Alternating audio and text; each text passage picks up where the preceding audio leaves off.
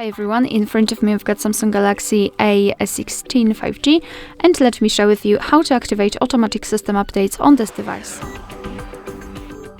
So let's begin with opening the settings and scroll down to the very bottom to find About Phone. First of all, we have to turn on the developer options, and if you want to learn more about the developer options, I highly recommend to check our tutorial about it. So now we have to open software information, localize build number, and keep tapping on it until you'll see that you're in the developer mode. Of course, confirm everything with your screen lock if you've got one.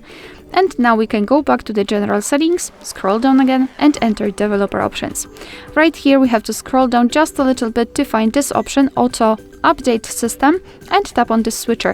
From now on, since this option is active, your device will apply the updates whenever it will be restarted, so you do not have to manually update your device. However, remember about restarting it from time to time so it will have a chance to apply the updates. You can turn this option off just by tapping on the switcher again. Alright, so that will be all. Thank you so much for watching. I hope that this video was helpful, and if it was, please hit the subscribe button and leave the thumbs up.